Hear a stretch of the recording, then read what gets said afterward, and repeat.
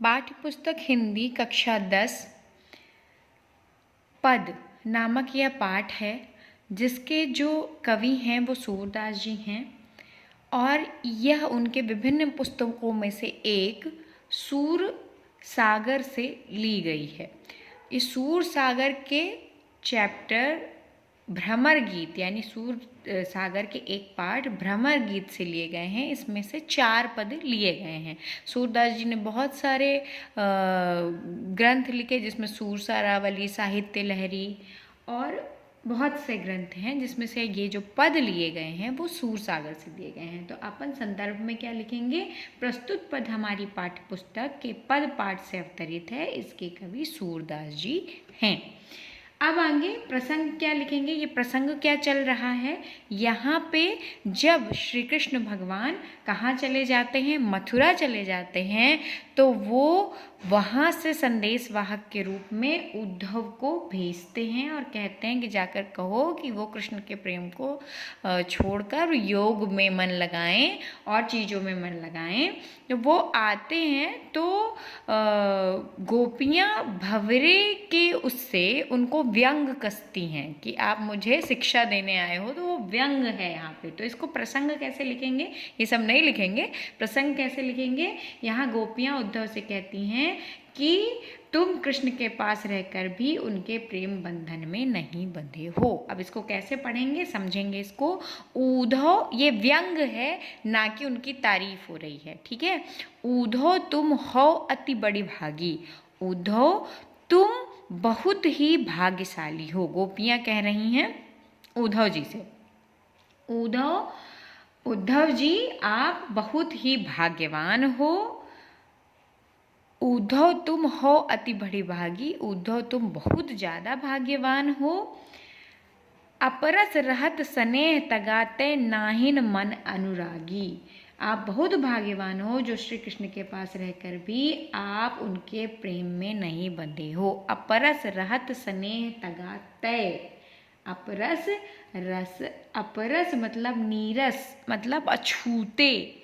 अपरस मतलब अछूते, मतलब उनके पास रहकर भी आप उनके प्रेम से बंधे नहीं हो। तगा मतलब बंधे, आप उनके प्रेम से बंधे नहीं हो। नहिन मन अनुरागी। नहिन मन अनुरागी, अनुरागी मतलब प्रेममय।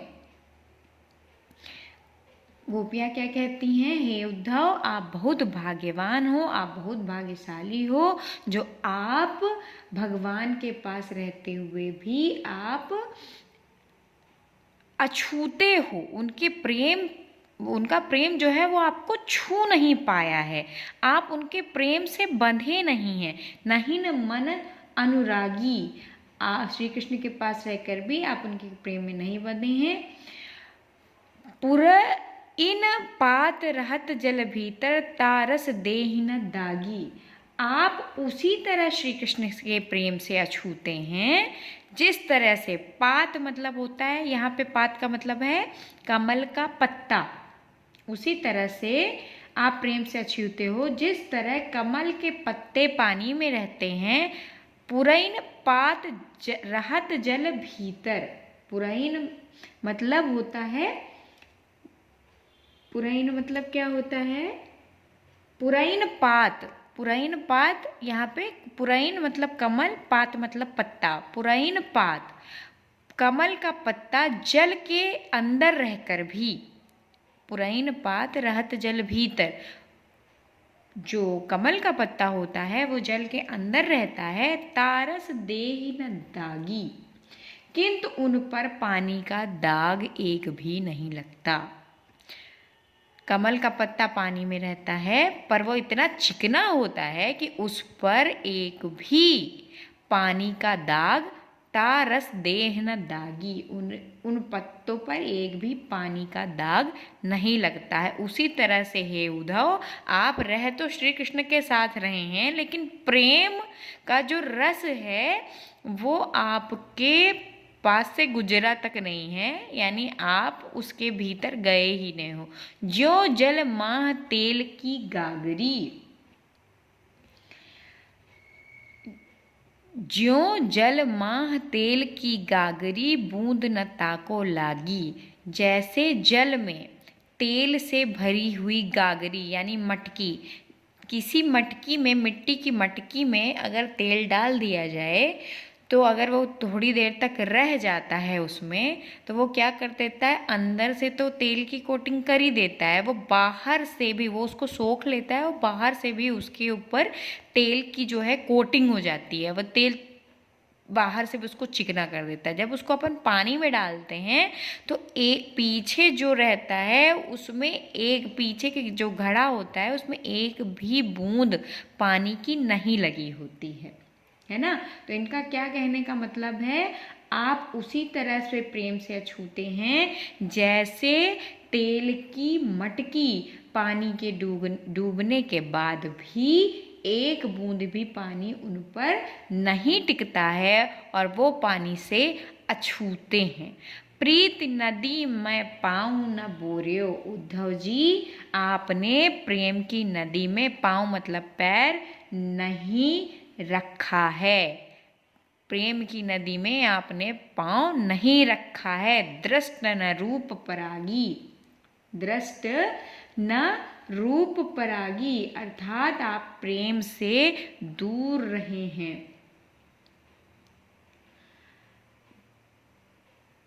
आप प्रेम से दूर रहे हैं। परागी का मतलब होता है मुग्ध हुई, ठीक है। अब यहाँ पे हम लोग तो मुग्ध हो गए। दृष्ट न रूप परागी, सूरदास अबला हम भूरी।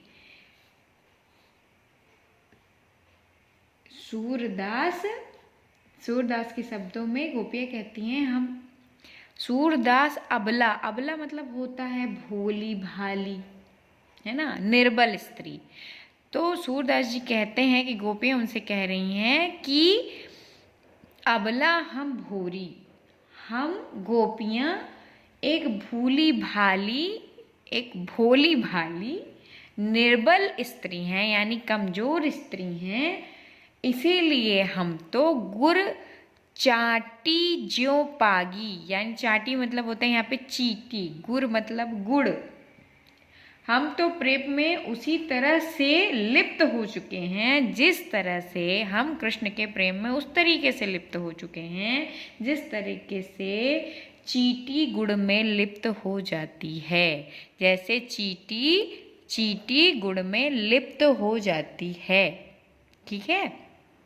चींटी जो है वो गुड़ को खाती रहती है और खाते खाते गुड़ में ही चिपक जाती है और उसी में मर जाती है। हम उस तरीके से कृष्ण को प्रेम करते हैं और हम इस तरीके से प्रेम करते हैं। आप उनके पास रहकर भी वैसा प्रेम नहीं कर सके। ये हो गया फर्स्ट पैराग्राफ।